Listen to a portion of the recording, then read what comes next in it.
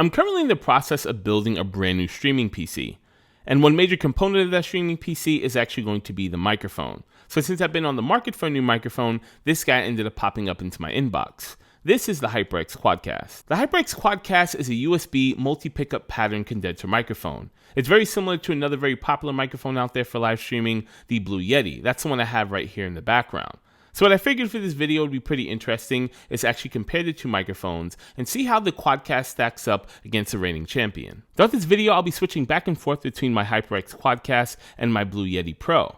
And I also might be throwing in a third microphone in there, the RA320, just for good measure. So what are you actually getting in the box from the HyperX Quadcast? Well, inside of the box itself, you'll find the Quadcast microphone itself that's already pre-attached to a shock mount tabletop stand. You'll also find a braided USB micro cable, as well as an attachment to allow you to hook up the Quadcast to a regular boom arm. The overall construction and design of the HyperX Quadcast is really nice. The actual base station is made up of really nice brushed aluminum, and the actual shock mount is made up of plastic, but it doesn't look very cheap. The rest of the microphone itself is also made up of brushed aluminum and other rubber materials. Overall, I think it has a really nice aesthetic. This microphone also features a USB micro connector, a headphone jack for live monitoring of the audio, an adjustable gain switch, as well as a mute switch at the top of the microphone. This switch also controls the LED indicator to let you know whether the microphone is off or on. So like I mentioned earlier, the HyperX Quadcast is a multi-pickup pattern condenser microphone. So right now I'm just going to go through all of the modes to show you what it's capable of. So right now I'm using the microphone in stereo mode. I'm just going to go back and forth between both sides of the microphone. And if you're wearing headphones, you should be able to hear it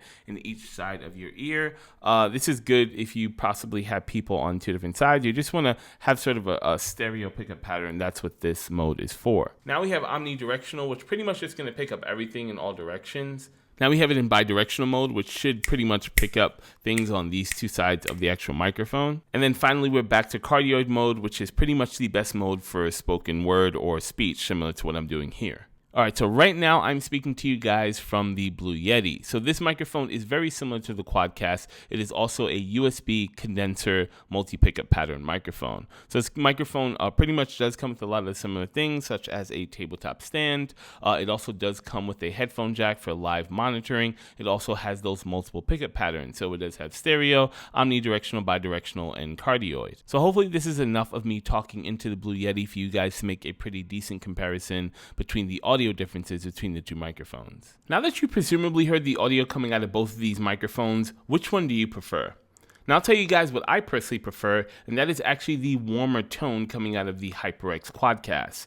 It sounds like it has a little bit more presence, and is definitely a lot more pleasant than the high-pitched, more tinny tone that comes out of the Blue Yeti. And I definitely prefer that sound profile over the high-pitched, more tinny and sensitive sound profile that comes out of the Blue Yeti. The Quadcast also has some other advantages, such as a built-in pop filter as well as noise cancellation technology. Now when you combine all of these features, it definitely gives it an advantage over the Blue Yeti. And while I do find the Quadcast to be awesome, it's definitely not without flaws, such as this really short tabletop stand, which is definitely too short for any normal size adult to actually use, and you're definitely going to be in need of a unique microphone stand, such as one I'm using. It also has this really weird gain knob, which only has markings on about half of the actual gain knob. So when you go any lower than the smallest dot, you don't actually know at what volume you're using the microphone. And then there's the fact that this is a USB microphone. Now that does have one advantage, such as the fact that you don't need an expensive microphone interface to actually use it. You can just plug it in directly to your computer. However, that does come with disadvantages. For example, I can't hook this microphone up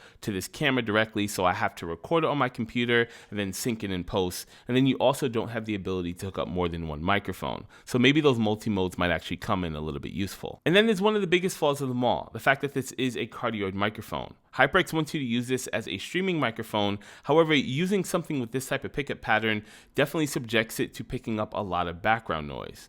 Especially for somebody like me who might live very close to a metro where you're going to be hearing a train running by every couple of seconds, and then also a lot of street noise coming from cars in the street. It definitely isn't beneficial for it to be this type of pickup pattern. A better streaming microphone is definitely going to be using a dynamic pickup pattern, such as this microphone right here. This is the Electro Voice RE320. This is a dynamic microphone, and it's really good at canceling out all the audio that's in the other sides of the room, whether you're going to be doing any type of typing typing or anything like that, you're not always going to hear all of that noise. And also, it's going to be really good if you're in a really bad acoustic environment such as mine. But of course, all of this is subjective, and it's really going to depend on the actual listener. It's going to depend if you're listening to this on studio grade headphones that might have a flat sound profile, or possibly even studio grade monitors on your computer. But on that note of being subjective, I'd love to know what you guys think about the HyperX Quadcast down in the comment section below. It's been quite some time since I've done a microphone review here on the channel, and I kind of like doing them. So let me know if you want me to do more of them as well.